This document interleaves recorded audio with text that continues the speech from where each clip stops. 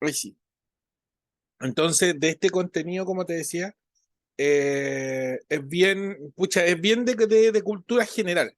Ya no hay que saber no hay que ser tan contenidista como en fotosíntesis, por ejemplo, o manejar ciertas apreciaciones o contenido igual como se ve en cadenas alimentarias, pero igual está relacionado, ya relacionado con los ciclos biogeoquímicos, con las cadenas alimentarias, bueno, con la misma fotosíntesis, entonces hay muchos conceptos que se dan por sabido, tanto en el ejercicio como en el momento que se esto aparece a final de año, creo que no. Déjame revisar porque yo lo tengo anotado.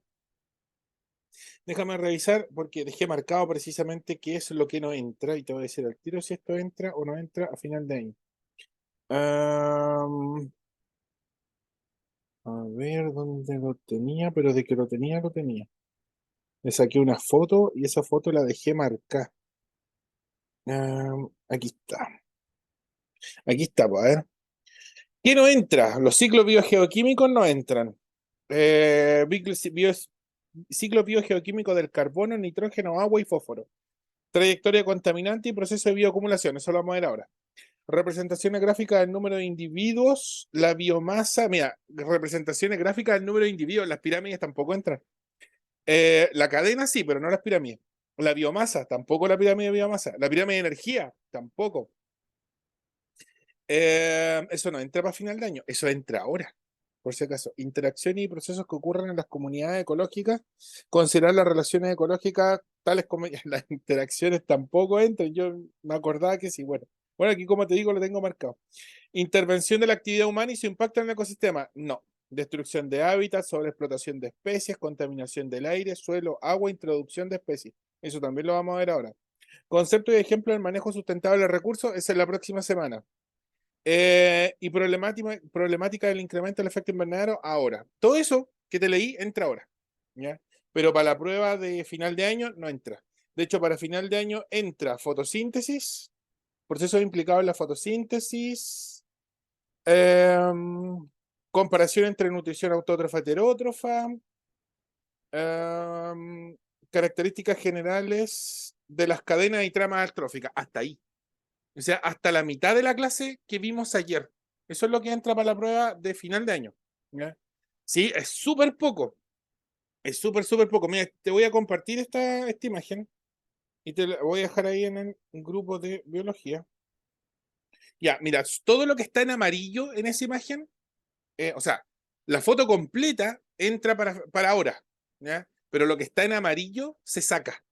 Y eso no entra para final de año. Entonces, es la mitad de todo el eje de organismo y ambiente, pues. Incluso un poquito más de la mitad. Y sistema inmune, sí, pues no, sistema inmune entra ahora y a final de año. Eso sí que sí. Eso sí que sí. Sí, es un montón. Es un montón de contenido. Yo creo que solamente por una cuestión de priorización curricular. Pero bueno, cosas del DEMRE, si ellos dicen que no lo quieren preguntar, ¿qué más vamos a hacer cuando es materia tan bonita y tan entretenida? Ya, pues veamos entonces, conocer y comprender el efecto de la actividad humana sobre el ecosistema. Y aquí tenemos el primero, estos son puros conceptos, ¿ya? Son puras láminas con conceptos y después ejercicio. Eso es lo que hay que tener claro con esto. El deterioro de la capa de ozono, ese es uno de los impactos más fuertes. Más que caer en conceptos específicos, no te van a preguntar qué es el protocolo de Montreal, por ejemplo. No, no te lo van a preguntar. Lo que hay que entender, sí, es que la capa de ozono, lo que hace, esencialmente, y el por qué se adelgazó, ¿ya? Y progresivamente se ha ido regenerando, se ha ido estabilizando en realidad, pero el daño ya está. ¿Por qué? Porque como en 1990 se dejaron de usar esta cuestión de los CFC a nivel comercial. Ya se ocupan ahora, pero muy poco, y como que la gran mayoría de los países subdesarrollados lo ocupan, pero en realidad los desarrollados, que también tienen un impacto industrial más grande, no lo ocupan. Entonces, eso estancó bastante el crecimiento, o el deterioro, no el crecimiento, el deterioro de la capa, del agujero de la capa de ozono. ¿Qué son los CFC? Son clorofluorocarbonados. ¿Ya? Son productos que tienen cloro, flúor y carbono en su estructura primordial y se utilizaban como propelentes, ¿ya? O dispersadores ¿cómo es que se llama? De spray. ¿ya? Entonces, por ejemplo, los tubos, el desodorante en spray no venía con butano. El propelente, lo que se utiliza para sacar el gas, o el spray como tal, perdón, el gas que se ocupa para sacar el perfume o lo que tenga el spray, el desodorante, era CFC. Entonces yo tiraba un chorrito de spray y lo empujabas el CFC, y el CFC se volatilizaba y se iba a la atmósfera y progresivamente iba adelgazando la capa de ozono. Claro, y es lo que hace el butano ahora, el propano-butano. Hacen eso en este momento con los sprays. Y el propano-butano, la mezcla de ambos, llega a cierta altura, creo que son 10, no me acuerdo si son 10 o 15 kilómetros de altura, que se transforma en CO2. Y ese es el problema, pues. Hemos tenido cambiamos una droga por otra. Cambiamos el CFC por el CO2, porque no se tenía pensado que el CO2 podía ser tan dañino, ¿ya? Y después nos dimos cuenta que también en cierta forma es capaz de adelgazar la capa de ozono, pero no con el impacto tan nocivo que tenían los CFC. Entonces, igual como que se prefiere seguir usando el propano-butano, ¿ya? Como leí por ahí, porque no todos abrimos los refrigeradores para enfriar ese tal ozono. Ya, y eso es lo otro. El CFC se utiliza como refrigerante a nivel industrial, pero el refrigerante no debería volatilizarse porque está en cámaras cerradas, ¿ya? El problema es cuando esas máquinas no tienen suficiente mantención y se empiezan a romper las mangueras y progresivamente se va el CFC al ambiente y ahí puede generar daño. Eso era antes, como te digo, en los países subdesarrollados puede que todavía se siga usando, ¿ya? Porque es más barato o es extremadamente barato, ¿ya? Porque nadie lo compra. Eh, pero salvo eso, no. Entonces tampoco es que tenga un uso tan masivo como el uso comercial regular, sino que es más que nada a nivel industrial, ¿ya? Y vuelvo a repetir, son máquinas que normalmente tienen un uso de refrigeración, ¿ya? O esa es en realidad la solución, o sea, para lo que se usaba el CFC, ¿ya? Lo decían en serio cuando le digo, "Oye, a todos, no todos abrimos los refrigeradores". Es que en realidad no se enfría la capa de ozono, porque la capa de ozono se adelgaza porque el CFC se acopla al ozono, a la molécula de oxígeno molecular, y la destruye, la transforma en oxígeno, perdón, destruye la capa el O3, no es oxígeno molecular. La molécula de ozono es una anomalía química, como el agua oxigenada. Y el O3, cuando el CFC se acercaba a él, lo transformaba de nuevo en oxígeno molecular y un ion de oxígeno, un anión de oxígeno en realidad, ¿ya? Entonces lo descompone, pero no lo vuelve a reestructurar, ¿ya? ¿Qué puede reestructurar naturalmente la capa de ozono? Porque esa capa tiene que haberse generado de forma natural, las tormentas eléctricas. Y misteriosamente, cuanto más han sufrido tormenta eléctrica los norteamericanos, que es como el que la noticia que nos llega más masiva, son ellos. Y más o menos en los últimos 20 años las tormentas eléctricas, producto del cambio climático, se han ido intensificando. Por eso es que se ha logrado detener también un poco el progreso de la abertura o del diámetro del agujero que había en la capa de ozono. Y lo otro que también ayuda mucho son las erupciones volcánicas. Y basta con recordar un poquito para atrás y nos vamos a recordar que aquí en Chile hemos tenido un montón de erupciones volcánicas y el agujero en la capa de ozono es en la Antártica. Misteriosamente, como que la naturaleza en cierta forma busca regenerar lo que está dañado, ¿ya? Y en realidad son las erupciones y las tormentas eléctricas las que rompen el oxígeno, y lo mezclan y generan este oxígeno molecular con un oxígeno adicional para formar el O3, ¿ya? Porque el ozono... sí, no, si en todo caso no tendría sentido abrir los refrigeradores, sería un enorme gasto energético, pues no tiene lógica alguna. Pero bueno, tal como dijiste tú, los gringos. Eso, po. Eso. Entonces, aumenta la concentración de sustancias como el óxido de nitrógeno, que también se utiliza como refrigerante, el dióxido de azufre, que es un desecho industrial, ¿ya? Que se volatiliza, por cierto. Hablando de eso, también leí que decían por qué no tapamos las bocas de los volcanes para evitar las erupciones. No, pues no se puede. Uno, porque no se puede. Y dos, porque ayudan a restaurar el ozono atmosférico, pues no podemos hacerlo. Basta de dispararnos las patas, pues. Pero bueno, esas son soluciones. Y lo más seguro que al ladito tienes que haber leído por qué no pescamos un cohete espacial como en Futurama y tiramos toda la basura al espacio. Es lo mismo, po. Es lo mismo, es exactamente el mismo comentario. Bueno, el monóxido de carbono, el dióxido de carbono también ayudan, pero no tanto como el CFC, los clorofluorocarbonados. Esos son terribles, ¿ya? Y son los que más degradaron durante por lo menos 30, 40 años la capa de ozono. ¿Cuándo se empezaron a usar los clorofluorocarbonados? Después de la Segunda Guerra Mundial, ya después de 1950. Y se terminan de utilizar así, pero masivamente, en 1990. Entonces, como 40 años de desgaste de la capa de ozono.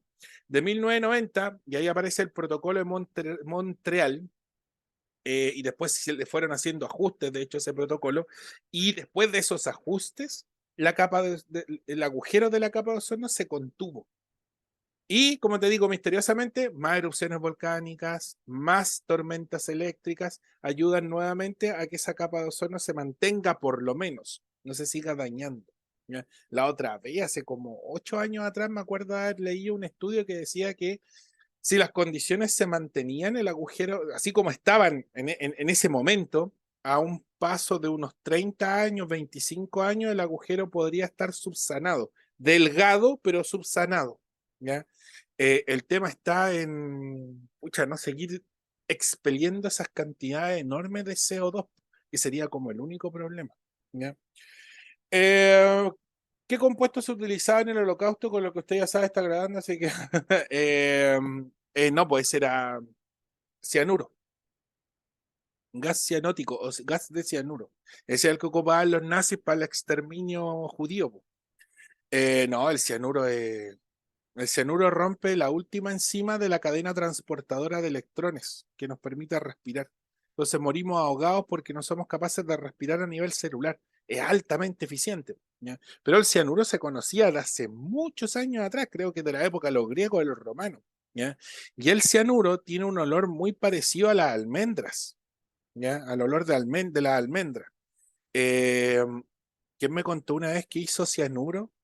Las cuestiones que hacen en la universidad. Ah, tu profe de física me contó que en la universidad, como él estudió bioquímica, en la universidad, ¿cómo se llama? En la Católica, porque él estudió bioquímica en la Católica, eh, hicieron gas de cianuro, pero tenían que hacerlo como contenidos como en 3, 4 cámaras de vidrio para que no vaya a salir. Y si llegaban a sentir olor a almendras, tenían que prender las campanas extractoras y tratar de salir del laboratorio por lo antes posible. Sí, no, la soda cáustica es fácil, o sea, se puede hacer fácilmente, po. Eh, pero el del cianuro, no, pues el cianuro ese ya es otra cosa. Como te digo, es un veneno fisiológico, un veneno metabólico. Y como es un veneno metabólico, es altamente eficiente. ¿Ya? Y no solo nos mata a nosotros, mata a yo diría que cualquier vertebrado. Incluso me podría tirar el piscinazo y decir cualquier animal. Ahí ya no sé tanto. Porque las cadenas transportadoras a nivel celular son prácticamente todas iguales. Entonces, flautas, yo diría que hasta los vegetales se podrían ver afectados. No sé, es una cuestión, pero es que las cucarachas, por muy que sean capaces de resistir, no sé, por un montón de rads, por ejemplo, de radiación, un veneno metabólico debería destruirlas. A nivel celular, piensa que es un veneno a nivel celular. Entonces, si es una célula eucarionte y funcionamos todos iguales, deberían acabar con las cucarachas. El problema del cianuro es que afecta no solo al organismo que mató, sino que ese organismo todos sus tejidos quedaron contaminados. Por eso cuando una persona se mata con cianuro, otra vez, hace como 5 años atrás, me acuerdo que ahí en Ñuñoa creo que un chico se suicidó con cianuro. El cianuro lo sirvió en un vaso con agua y se lo tomó. Y después su mamá lo vio y también tomó del vaso con agua y también se murió, porque es altamente efectivo. Y en ese caso, cuando lo encuentran los cuerpos, los tienen que tapar y tienen que cercar la zona. Un tremendo show porque el cuerpo va expeliendo emanaciones de cianuro y cualquiera que lo toque se podría haber afectado.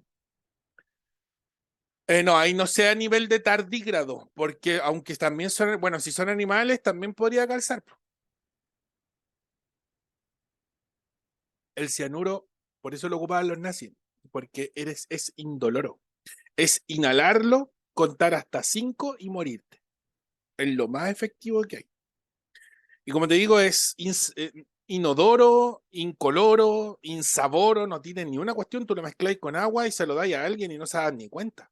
El tema es que cuando le hagan la autopsia, ahí va a salir que murió por cianuro. Tengo una idea para el domingo. Claro, no es tan sencillo así conseguir cianuro como uno cree. Se habla más fácil de lo que se consigue. Y crearlo en el laboratorio también es muy peligroso si no se toman las medidas. Lo más seguro es que termines afectando a los que estén al lado antes que afectarte, antes que no solo afectarte a ti mismo. Por eso es que es complicadísimo el cianuro. Los nazis los formaban en cámaras de vacío. Por eso es que para ellos no los afectaba. Afectaba cuando lo ocupaban nomás. Eso, pues. Eso. Bueno, también el uso de combustible fósil, producto de que genera CO2 y monóxido de carbono, también ayuda mucho a la definición de contaminación atmosférica en general. ¿Ya? Y de ahí, de ese CO2, nos pasamos a al aumento de los gases de efecto invernadero, que es el que se conoce como GEI. ¿Ya? Gases de efecto invernadero, están en inglés, o sea, en español. ¿Cuáles son los gases de efecto invernadero dañinos? El agua, que también tiene un efecto invernadero, poco, pero lo tiene. ¿Ya? Eso quiere decir que mucha vaporización también es mala para el efecto invernadero. No sé si te has dado cuenta que cuando eh, hace mucho calor y hay mucha humedad, el calor parece que se contiene, que se retiene. Por eso en los sectores selváticos o tropicales es tan horrible el calor, porque al haber mucha humedad parece que te está ahogando. Ya, eso es lo que genera el agua como efecto invernadero, porque el agua contiene el calor, po, es una de sus tantas propiedades. Eh, es que está en español y no significado como. Ah, sí, pues sí. Sí, ahí está en español. No tal cual, usando Spanglish. El CO2 es el más importante efecto, o sea, perdón, es el más masivo, no el más importante. ¿Ya? Es el más masivo de todos. ¿Ya? El que más vamos a encontrar, el que más se encuentra en la atmósfera, que no debería encontrarse en tantas cantidades. El metano es el más nocivo, ¿ya? Es el peor de todos. El tema del metano es que, claro, a cierta altura se quema y al quemarse se transforma en CO2. Entonces, el metano no es que sea peligroso.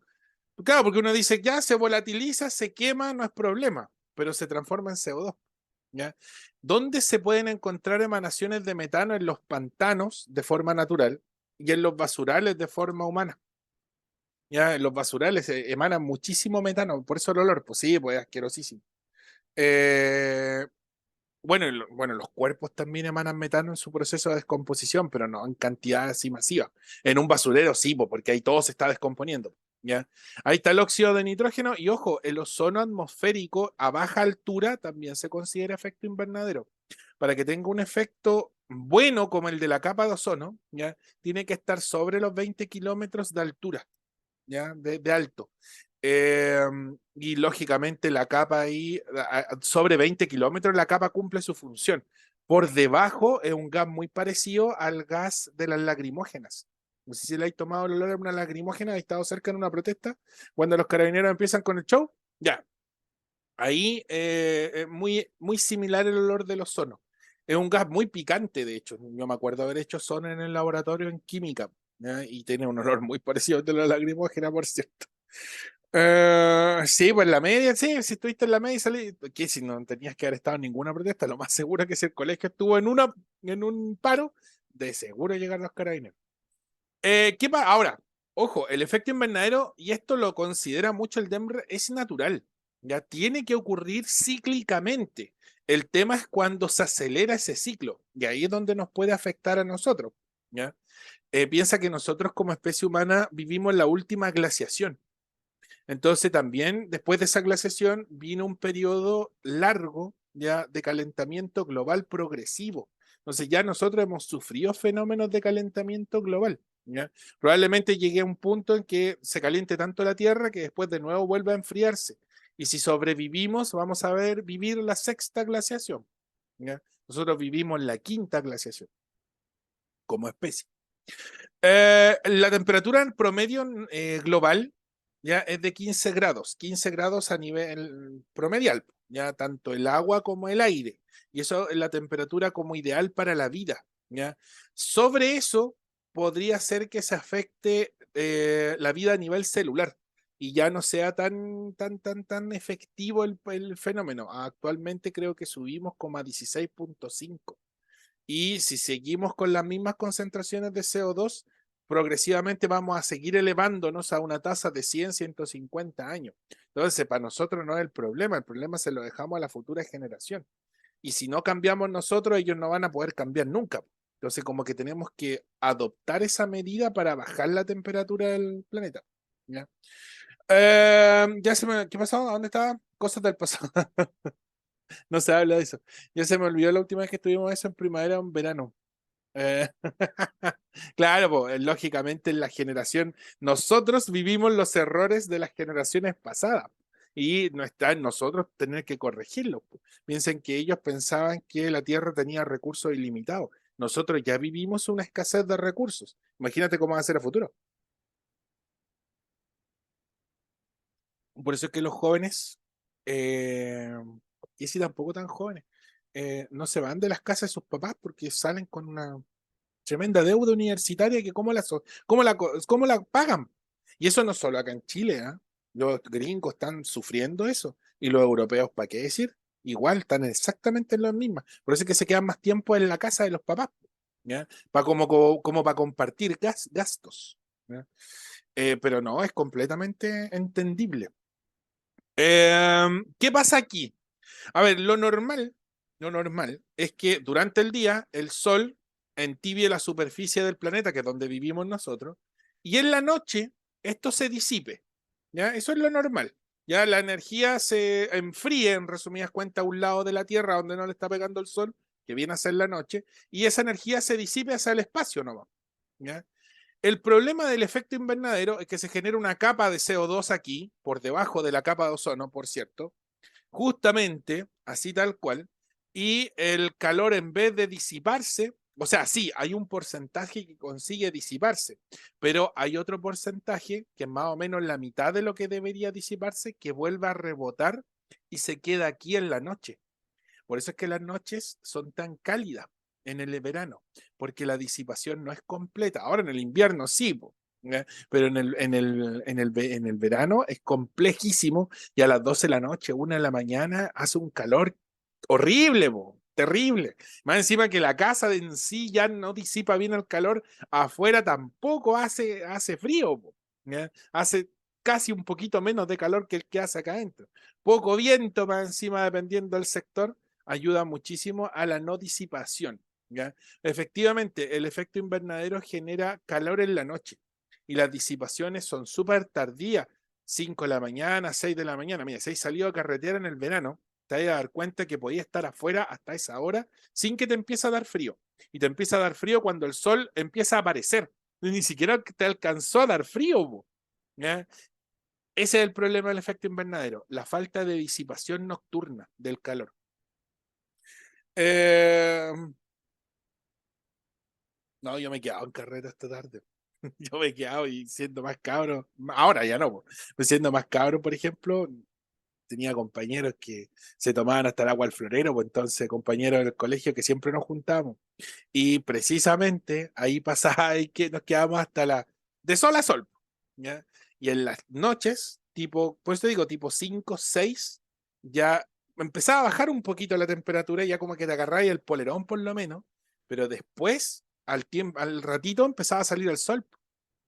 Y hasta ahí llegó la disipación térmica. ¿Ya? Entonces, claramente, ahora en ciertas ciudades se da mucho más, precisamente por lo que tú pusiste ahí, el viento árido. ¿Ya? Hay mucho viento árido que durante el día o durante la noche, que lo único que hace es como, no sé, pues prender un ventilador cuando estáis muerto de calor. Lo único que hace es tirarte aire caliente nomás. ¿Ya? Es eso mismo. ¿Ya? Ah, que se tomaba hasta el flor. Sí, pues nosotros éramos de eso. Nos tomábamos hasta el vinagre. Pues si no había vinagre, mirábamos el alcohol de la herida y lo pensábamos, solo porque sabíamos que era veneno, solo por eso. Como en Rusia que se tomaban el alcohol gel, pero bueno, son rusos. Ese es el efecto invernadero.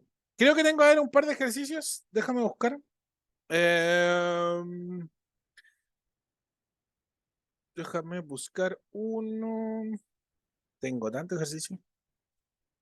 Bueno, son todos como de densidad poblacional. Porque igual el efecto humano es generado por un tema de densidad poblacional. ¿Ya? Normalmente esto sale con gráficos. ¿Ya? Veamos la contaminación del suelo. Bueno, esa es la contaminación del aire. ¿Ya? La contaminación atmosférica abarca el tema de los CFC y el efecto invernadero. ¿Ya? El adelgazamiento de la capa de ozono y el efecto invernadero con los contaminantes que se expelen a la atmósfera.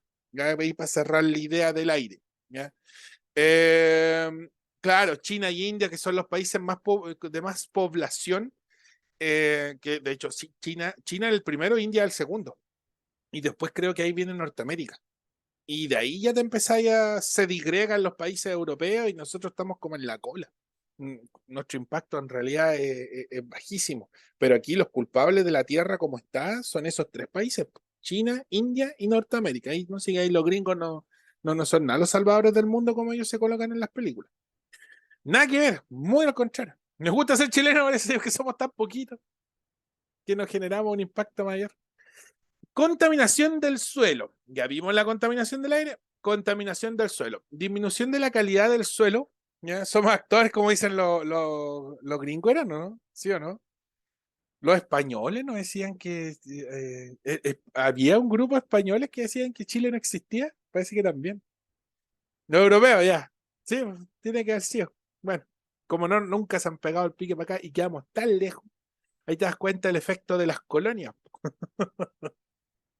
Pero bueno, disminución de la calidad del suelo producto de la presencia de sustancias químicas perjudiciales y que percolan. Ahí aparece un término que se llama percolación. ¿Qué es la percolación?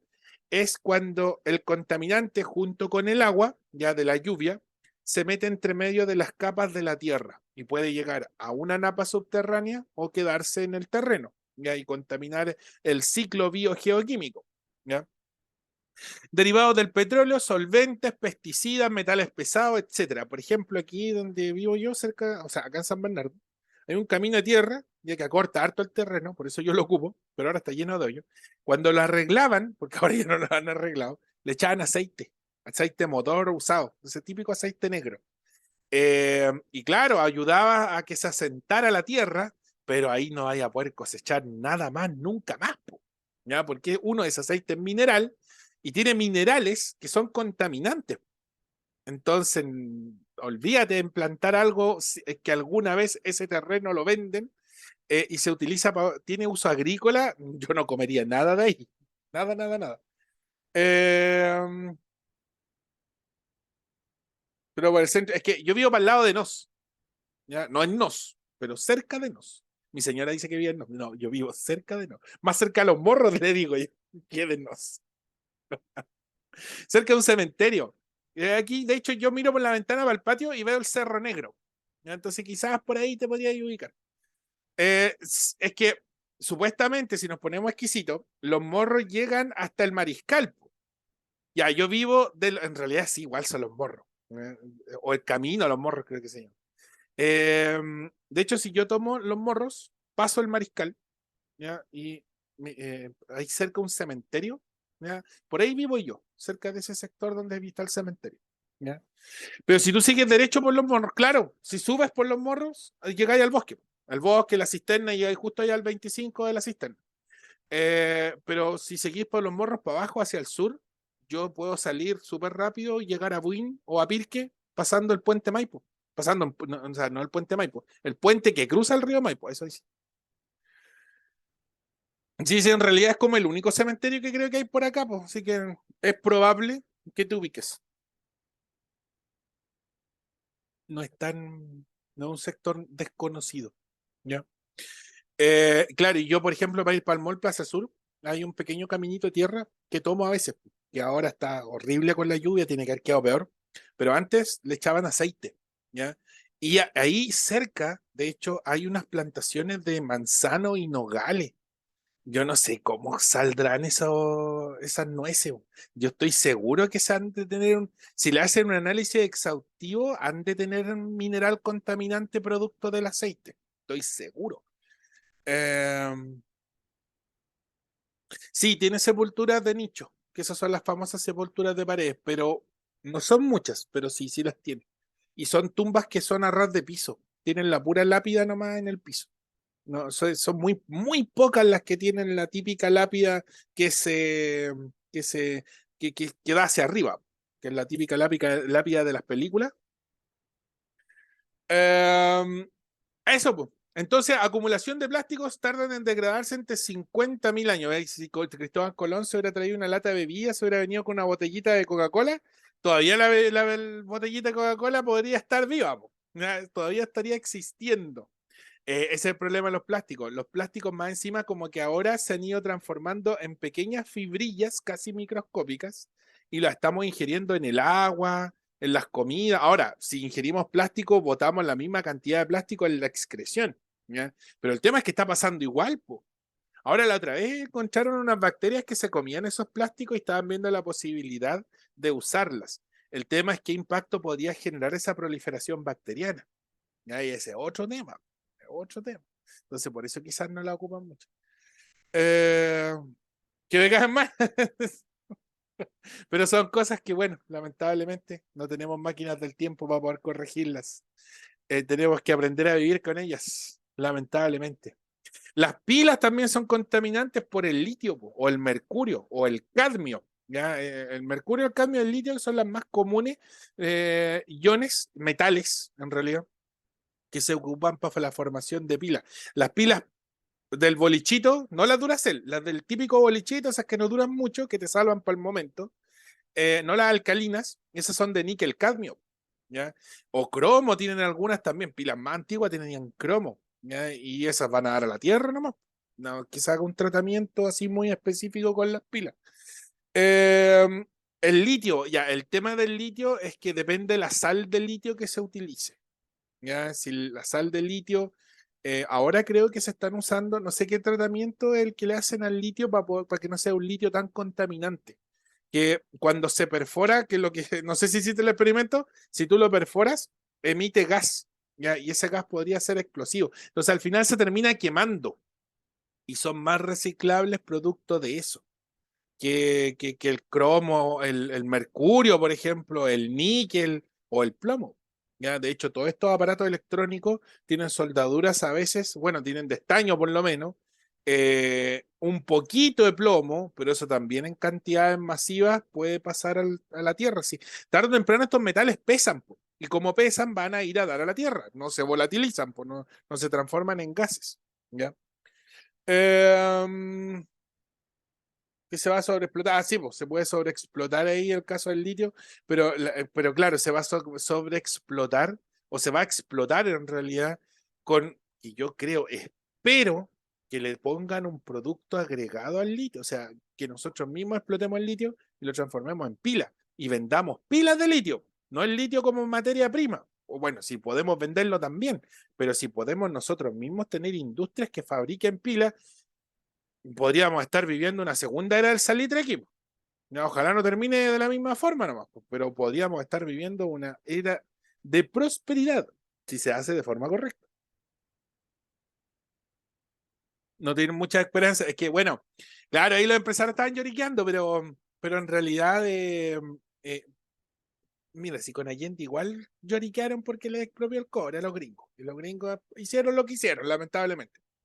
Pero después los mismos políticos estaban felices con la expropiación, porque al final ellos se ganaron las licitaciones, no se las ganó un norteamericano, y ellos se forraron, por el mejor ejemplo del Ponce Lerú, y ese a puro cobre. Pero bueno, como con la plata que en Chile va a pasar lo mismo que pasado con las cosas. Sí, pues, ojalá que no pase, esa es la cuestión, ojalá que no pase. Y si pasa, pucha, que algo pueda amarrar el Estado para obtener un ingreso mayor, pues, para poder pagar los beneficios sociales. Y al final esa es la cuestión, que el Estado debe reinvertirlo en la gente. A eso va. más que bueno, el estado en realidad no debería enriquecerse, no tiene cómo. Eso por lo menos con los gases tóxicos, ¿ya?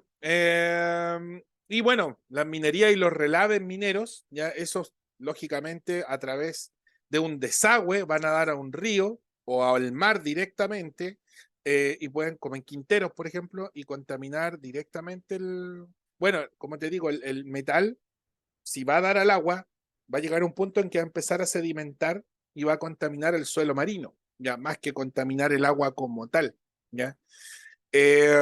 Y lo otro es que las mineras muchas veces sacan agua, y esa agua que sacan no es agua salada, que ojalá debería ser agua del mar, pero no, muchas veces para poder hacer el relave o usarlo el agua en el proceso de la minería, sacan, desecan ríos, napas subterráneas, lagos, por eso es que después al desecarlos, después se empiezan a formar hoyos en la tierra, que aquí ya ha pasado ya aquí en Chile, ¿ya? Entonces no es una cuestión de que esté en los libros nomás, ¿ya? Y el peor de todos, que también lo hemos vivido muchas veces, ya son los derrames de petróleo. Un derrame de petróleo cuesta muchísimo poder sacarlo de donde haya ocurrido. Ya, entonces ahí, pucha, ahí es complicadísimo el tema del petróleo. Ganan los de arriba y los de abajo sobre las consecuencias, el famoso socavones, sí, po. Sí, sí, sí. Por eso, bueno, eso decían, porque el Titanic no lo sacan, o sea, para retirarlo es medio complejo, lo podrían sacar por parte, pero no lo sacan por parte por los estanques y la contaminación. Y al final lo mismo, terminó sedimentando y prefieren dejarlo ahí. Ya no como que nos genera un impacto. Se me va. Ahí sí, bo. Ya, bo. ¿Qué me falta? La lluvia ácida. Ahí iba a partir justo con la cuestión de la lluvia ácida y se corta. Pero bueno. Bueno, la lluvia ácida es parte del ciclo del agua. ¿Ya? Entonces se mezcla el contaminante dentro del ciclo del agua y cumple el ciclo físico del agua, porque en realidad el agua no es un ciclo biogeoquímico, ¿ya? Es un ciclo físico y debería estar fuera de los ciclos biogeoquímicos. ¿Ya? Entonces, en la evaporación, en el proceso de evaporación, es que el contaminante, ya sea óxido de azufre o óxido de nitrógeno, se mezcla con el agua, ¿ya? Y se puede transformar en ácido sulfúrico o ácido nítrico, dependiendo ahí el contaminante, y precipitar, usando lógicamente la precipitación, y precipitar en forma de lluvia ácida. ¿Ya? Entonces mezcla estos contaminantes que en realidad no son inocuos, pero sí son neutros, ¿ya? Y que al mezclarse con el agua se ionizan y se terminan transformando en un ácido. ¿Ya? Eh, Sí, o sea, claro, en realidad el agua tal cual, pues es un cambio de estado. Por eso es que es un ciclo físico, no es un ciclo químico. Ahora, el contaminante sí sufre un ciclo químico, porque ahí lógicamente se expele en forma o se emana en forma de un contaminante neutro que no tiene un pH específico, pero es de 7 en realidad el pH, pero al mezclarse con el agua se ioniza, ¿ya? Y lógicamente se puede transformar en ácido sulfúrico, ácido nítrico y precipitar como tal, ¿ya? Ácido sulfídrico también en el caso ahí de ese tipo de ácido que es H2S, ¿ya? A diferencia del ácido sulfúrico que es H2SO4 y el ácido nítrico es HNO3, si no me equivoco, si no me equivoco.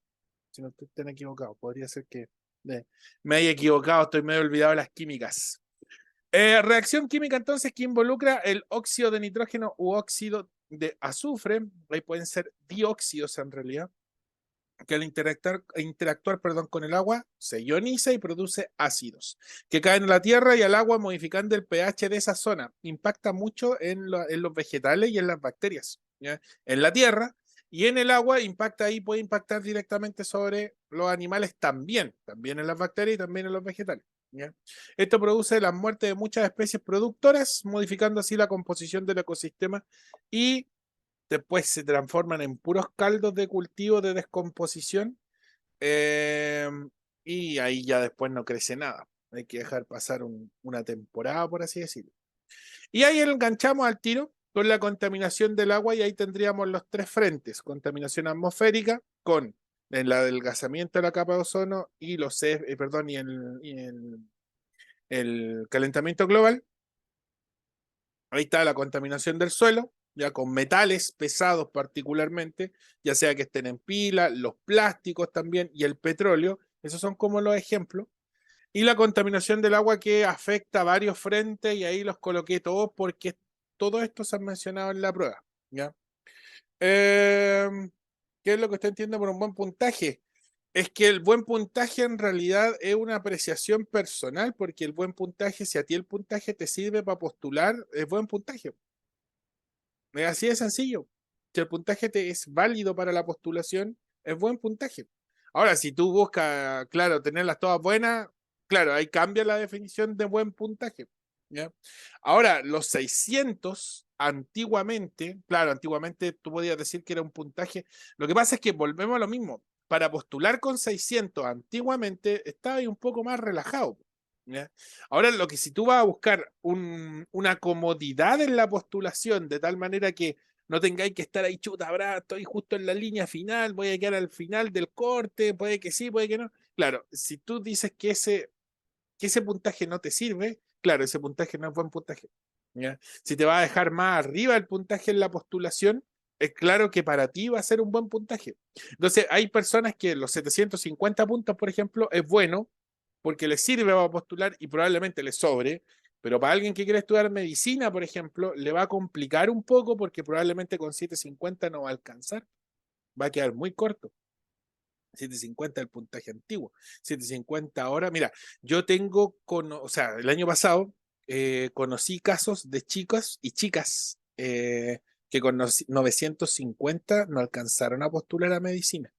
Y tú con 950 podrías decir que tenías un buen puntaje, pero como no le alcanzó, cambia la vara. ¿Ya? Eh, claro, lo que pasa es que si tú quieres como tú lo defines como buen puntaje, eh, para el actual tienes que pensar de 700 para arriba, como que se corrió la vara 100 puntos. Entonces, si antes era buen puntaje para postular 600, ahora tenéis que tener 700, de 700 para arriba. Eso es lo que tenéis que considerar o tratar de apuntar. Ahora, claramente llegar a 700 es más sencillo ahora que antes, porque antes 700 estaba muy cercano de la vara final. Ahora 700, al estar más alejado, no es tan complejo. ¿Ya? Llegar a 900 quizás sea complicado, que eran los 800 antiguamente. ¿Ya? Pero eso, piensa que el puntaje, yo lo encuentro, claro, en el ajuste puede que te haya perjudicado, pero yo encuentro que para alguien que da la prueba por primera vez, es bueno tener un puntaje que va de 100 a 1000, porque tú le quitáis dos ceros, un cero, eh, y al final estáis teniendo una escala de 1 a 100. Po. Entonces, no es malo en ese sentido. No es malo porque tú te permite tener, pucha, el espectro de evaluación con el puntaje es mucho mejor, porque tienen más dónde ubicar a los alumnos. Entonces, la campana de Gauss, que antes era muy pronunciada, ahora se va a achatar. Sí, va a seguir existiendo, pero va a ser más plana, más que tan pronunciada. Entonces, eso estadísticamente es mejor que sea más plana a que sea tan pronunciada. Yo creo que eso es lo que buscar.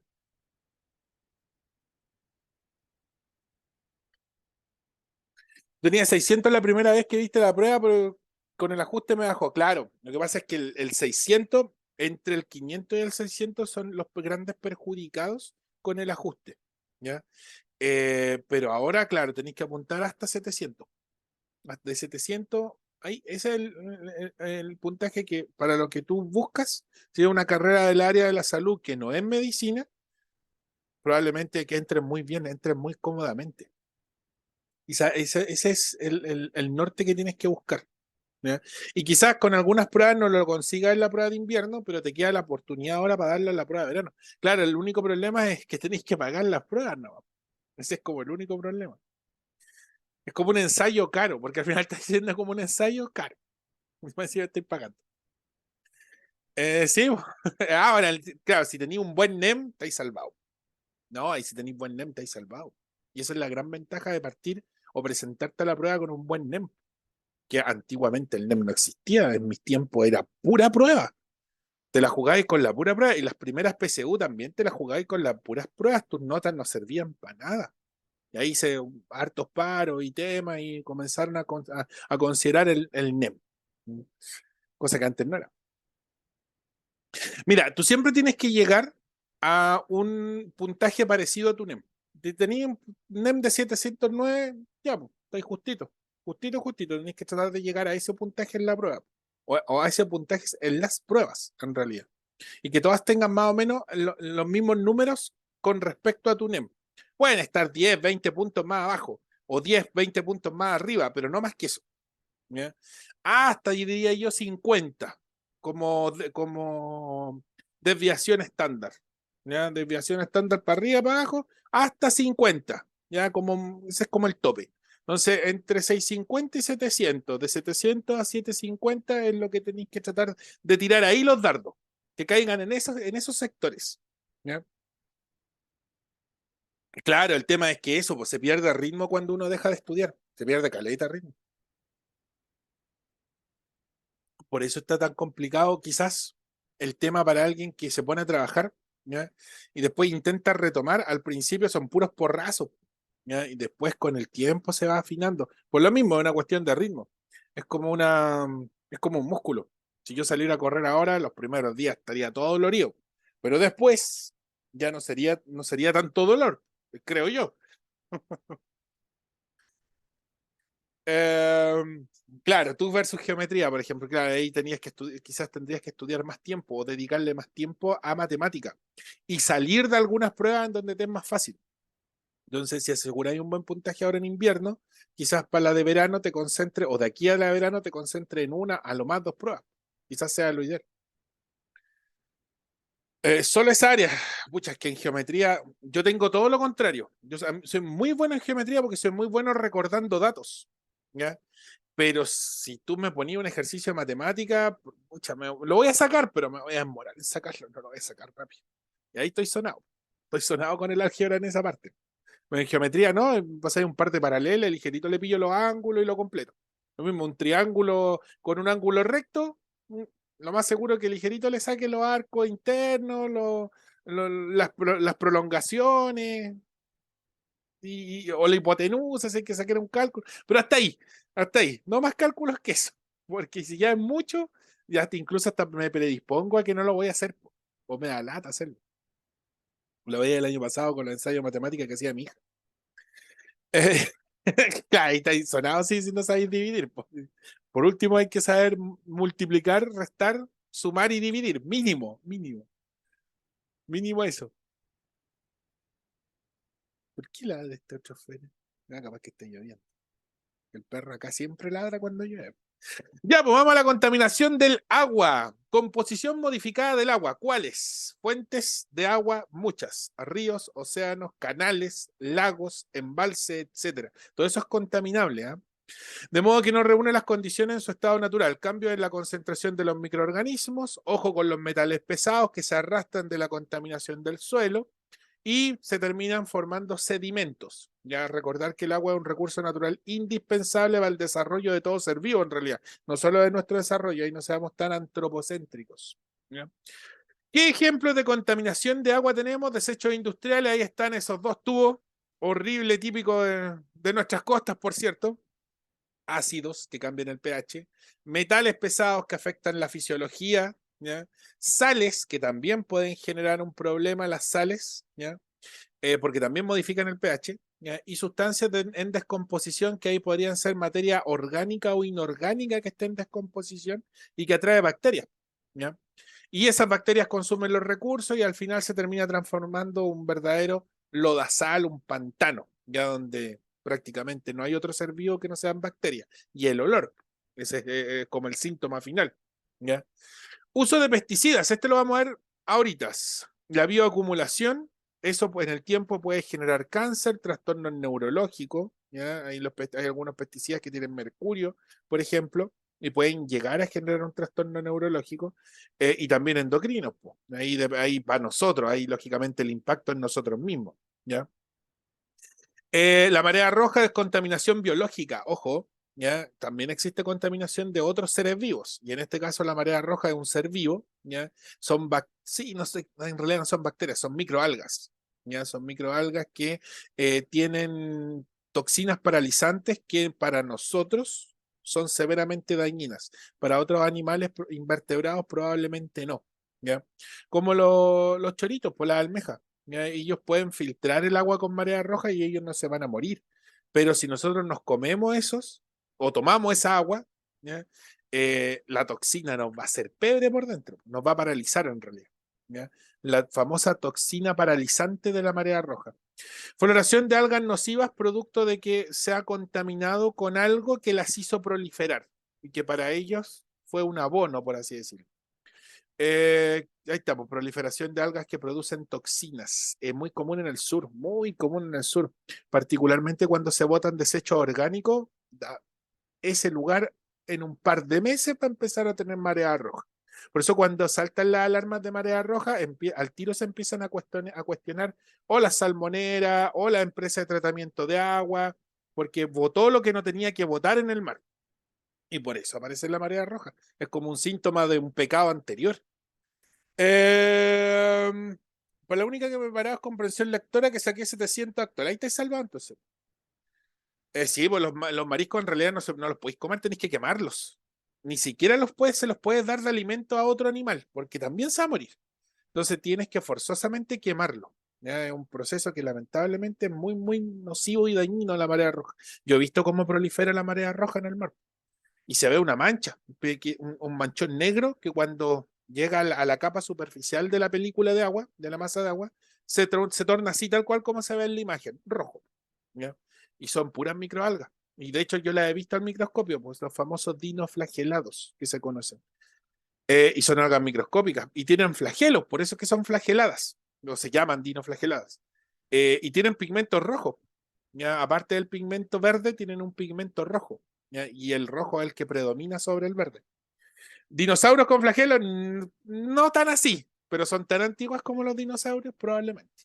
Eso sí que sí. Derrames de petróleo, envenenamiento por petróleo y consecuencia en la productividad del ecosistema. Aquí hay un ejercicio muy clásico del DEMRE. Típico derrame de petróleo que cubre, el petróleo no se disuelve en el agua, por lo tanto no tiene cómo sedimentar. El petróleo entonces se queda en la capa, en la película superficial del agua, ya del mar.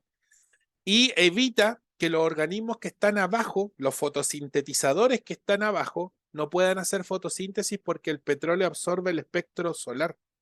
Entonces, al absorber la luz, no le llega luz a las plantas de abajo. Y las plantas de abajo, si no hacen fotosíntesis, se rompe toda la cadena alimentaria en el fondo del mar. Entonces, el derrame de petróleo no solo afecta arriba, afecta abajo también. Y esa era la respuesta que había que dar con ese ejercicio. ¿Ya? Por lo tanto, el petróleo también afecta a los organismos fotosintetizadores donde el petróleo no llegó, sino que el petróleo está evitando que la luz entre. Más encima el petróleo es negro, absorbe todo el espectro lumínico. ¿Ya? Ojo con eso. Sí, sí, sí. De hecho, como te digo, fue un ejercicio que apareció hace años atrás. Bueno, las aguas negras, los desechos domésticos, que esos terminan generando marea roja, está todo conectado. Y ojo con nos faltó el Villaracho que dijo, no, y si podemos usar agua para enfriar y esa agua caliente o esa agua con sal la vamos a botar al mar.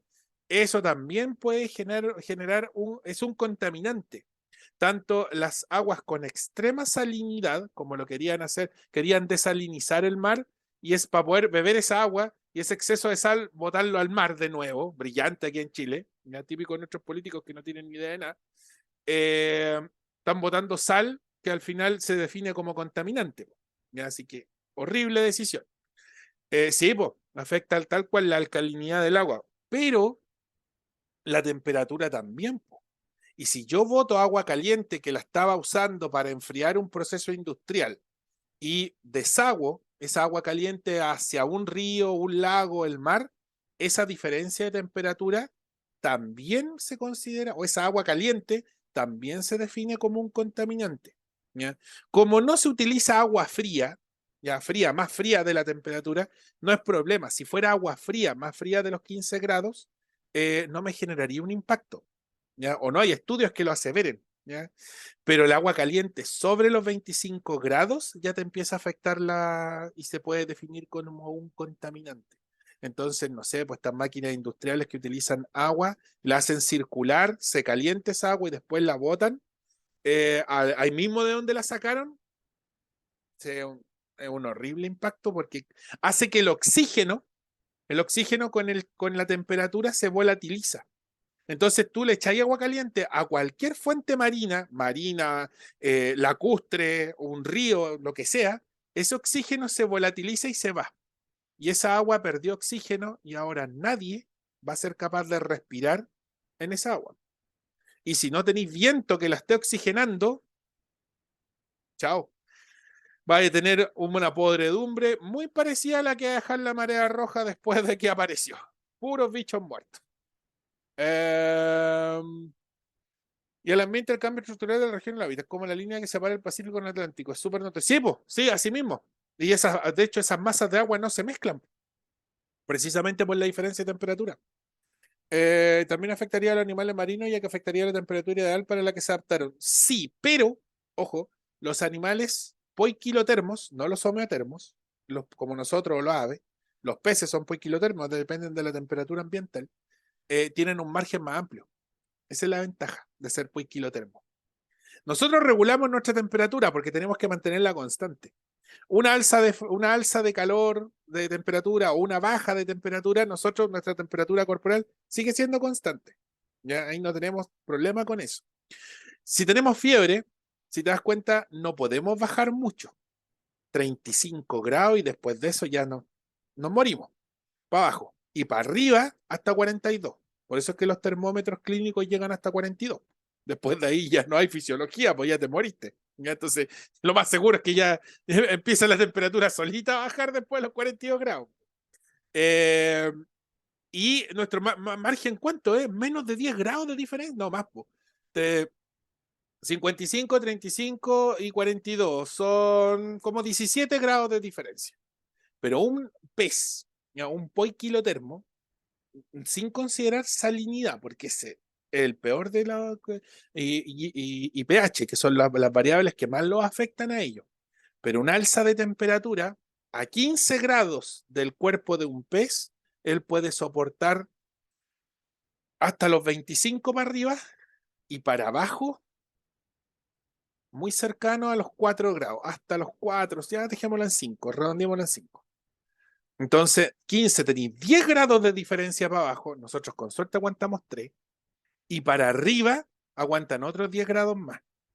Y nosotros con suerte aguantamos 7. Con suerte, así como mucho. ¿Ya? Entonces, ser poiquilotermo, no tener la capacidad de regulación que te hace depender de la temperatura ambiental, te da un amplio rango para poder moverte en temperatura. Esa es la ventaja que tienen ellos. Por eso siguen existiendo en la evolución, pues, si no todos ya habrían sido homeotermos.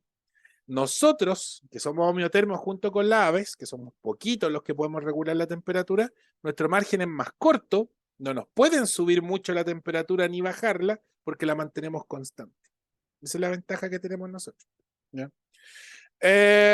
Peces con ropa, claro, por eso no hay peces con ropa o con pelo.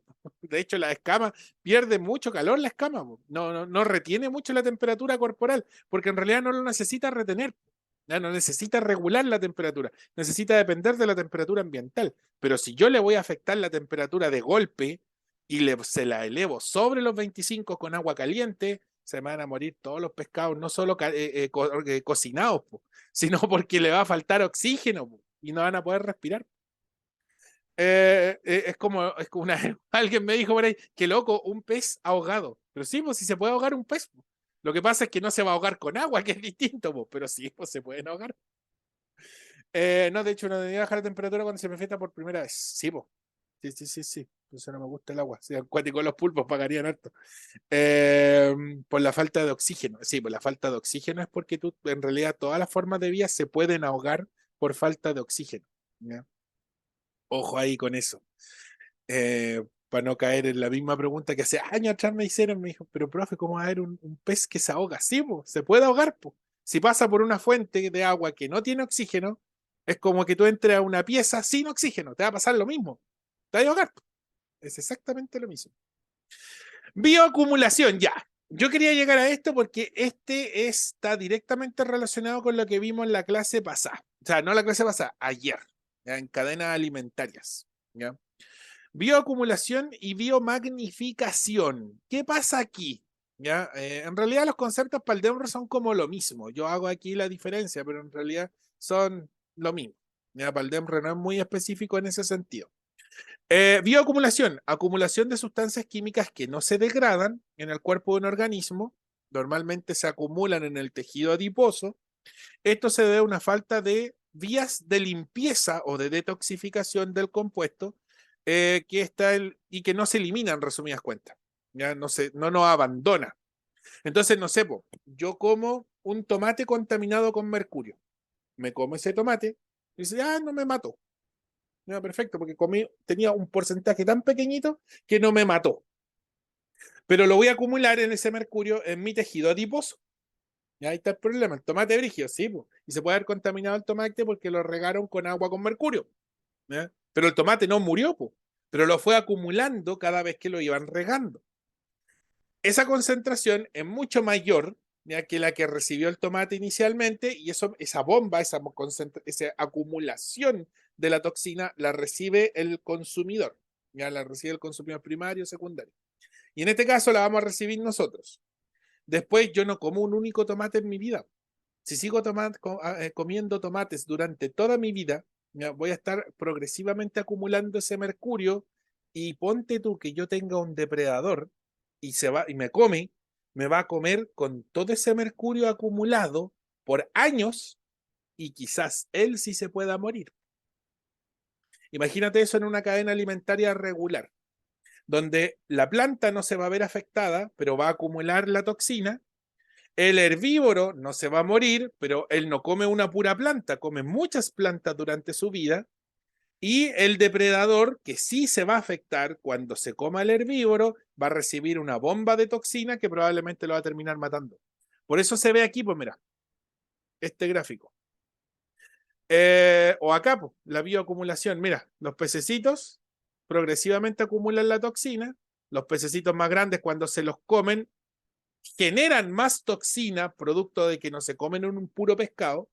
Y al final, los animales más grandes, cuando se quieran comer a estos que son medianos, van a recibir una concentración mucho mayor. Si yo, que soy el depredador final, tomo uno de estos peces y me lo como, acumulo, probablemente no lo alcance ni a acumular, me como una bomba de desechos de un viaje.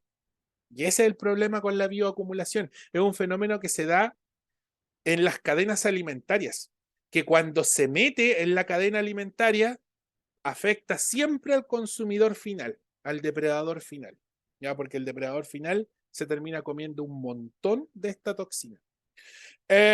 Como la marea roja con los moluscos y los peces, así tal cual, porque el molusco no se muere con la marea roja, sigue vivo, porque la toxina no lo paraliza, no lo mata, porque es muy poco. Pero cuando nosotros nos comemos ese molusco que ha acumulado un montón de toxina, ahí sí nos afecta. ¿Ya? Es lo mismo. Es exactamente, claro, y cada vez que pasa al siguiente eslabón, de hecho, yo diría que duplicarse es poco. Se magnifica por lo menos por 100. Sí, en un múltiplo es de 10 en realidad, pero normalmente es por 100, ¿ya? Porque son varios años de acumulación, ¿ya? O un tiempo de acumulación prolongado, no necesariamente años. También puede ser por una gran cantidad de una población como un cardumen o una ballena. Claro, y en ese caso la ballena se come un montón de krill para sobrevivir, y todo ese krill estaba contaminado, él ya recibe una bomba de toxina. Ya es lo mismo, exactamente lo mismo. Biomagnificación, que vuelvo a repetir, es como lo mismo, Valdemre. Cuando el nivel del contaminante se amplifica según avanza la cadena trófica, alcanza niveles letales y normalmente afecta al depredador tope, que era lo que decía yo. El DEMRE no hace la definición entre bioacumulación y biomagnificación, ¿ya? Para ello el fenómeno es el mismo y lo define siempre como bioacumulación. Yo ahí le puse más de mi cosecha para que no se me olvide. Ejemplos de sustancias que se bioacumulan. Aquí están. Toda sustancia que sea liposoluble, que se disuelva en lípidos. DDT, que este era un pesticida. El DDT era un pesticida que se utilizó en los 60, en Japón, particularmente los gringos lo llevaron allá cuando hicieron la ocupación japonesa después de la Segunda Guerra Mundial, y utilizaban DDT en las plantaciones y le enseñaron a los japoneses a usar DDT. Y los japoneses, ya, perfecto, usaban DDT, el DDT escurría, perdón, por las napas subterráneas, llegó al océano, Y los primeros en afectarse fueron unos pececitos muy chiquititos que se comían los atunes. Y los atunes empezaron a bioacumular el DDT. Y cuando los pescadores sacaban los atunes y un montón de japoneses estaban afectados por DDT, se cuestionaron de dónde venía, pues si el DDT, los pesticidas, no se le echa pesticida a un pescado, pues. Y ahí descubrieron la bioacumulación, pues, y ahí se dejó de usar el DDT. Otra de las tantas cosas que los norteamericanos le llevaron de regalo a los japoneses. Por eso es que no los quieren mucho, pues. Como siempre utilizan otra vez, sí, pues. No, si son los gringos, son especialistas para esa cuestión. El metilmercurio, que de hecho también, ese fue también el que afectó a algunos peces, los órganos fosforados. Los órganos fosforados son desechos que tienen fosfato, que también es bioacumulable, ¿ya? Y que ese fosfato podría ser tóxico, no en todos los animales, pero sí en algunos podría ser tóxico. Y estos son los policlorados, que esos son otro tipo de desecho también. Normalmente el DEMRE cuando hace una pregunta es con mercurio o con DDT, que son como los casos más comunes y conocidos. ¿Ya? De los órganos fosforados nunca he visto preguntas. De policlorado tampoco. ¿Ya? Los policlorados son los que se utilizan entre medio de los cables eléctricos cuando son muy grandes. Hay como un gel. Ya, ese gel es policlorado, que en la piel a nosotros no nos hace nada, pero si lo ingerimos lo podemos bioacumular. Claro, nosotros lo vamos a bioacumular y no nos va a pasar nada, pero los animalitos más chicos sí. Y si nosotros nos comemos a los que se comían a esos animalitos más chicos, flautas, vamos a recibir una bomba de policlorado, ¿ya? Como el galio, claro, justamente. Vámonos con otra. Bueno, la bioacumulación se da normalmente en el mar, ya más que en otro, es contaminación marina en realidad, ¿ya? Y aquí nos vamos a la parte que encabrona a todas, la sobreexplotación de especies. Voy a cerrar el WhatsApp que lo dejé abierto delante por el cierre. Y aquí ya estamos llegando a la parte final. Sobreexplotación de especies, pues bueno, aquí tenemos muchos ejemplos aquí en Chile. Corresponde la extracción de especies consideradas como recursos renovables a una tasa en que su recuperación no es posible. El recurso es renovable, pero se extrae tanto que no se alcanza a renovar. Es como que yo plantara, no sé, pues 10 manzanos y quisiera cosechar el equivalente a 20 manzanos. No, pues si ya planté 10, pues no lo puedo sobreexplotar. Tengo que dejar un porcentaje para después volver a replantar. Ya. Ese es el problema de la sobreexplotación de especies. Se ocupa todo el recurso porque las metas nunca se alcanzan, típico de los ingenieros comerciales. Entonces, y la meta para el año siguiente, como se basa en el resultado anterior, nunca termina, po. Es un eterno pedir y pedir. Ya, aquí pasa eso. ¿Ya? Lamentablemente se han sobreexplotado, perdón, aquí en Chile, muchísimas especies. El loco, en los 80, cuando los japoneses empezaron a descubrir que el loco y ellos con una economía fortalecida después de la posguerra, empezaron a buscar países chicos donde comprar. Pues. Vinieron acá, compraron loco y se dieron cuenta que era exquisito, ¿ya? Y empezaron a comprar loco. Y los pescadores y la industria, en realidad los pescadores también se prestaron para el deseo y lamentablemente nada que hacer. El dodo, pero se fue en Europa. ¿Ya? Bueno, el cobre va a llegar a un punto de sobreexplotación. Espero que todavía no. Pero el caso del loco, aquí casi se llegó a la extinción del loco en Chile. Y llegó un punto en que en los 90 le chantó una veda Patricio Elwin al loco para poder preservarlo.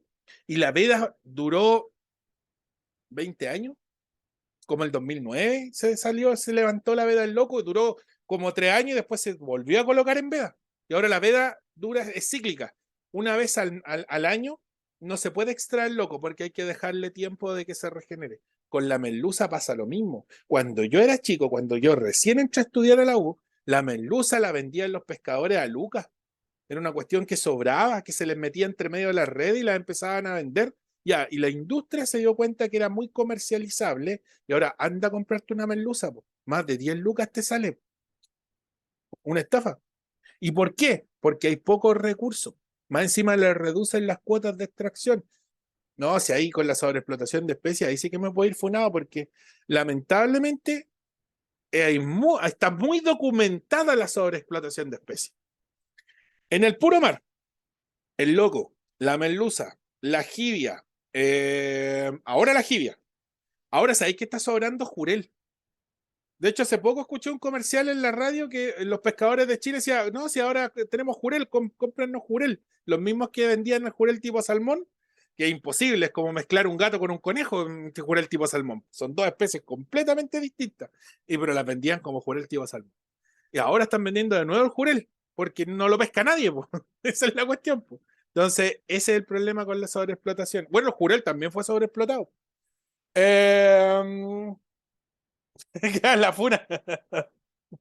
Sí, po, sí, sí, sí. El jurel, bueno, antiguamente se fue muy masivo y ahí se sobreexplotó.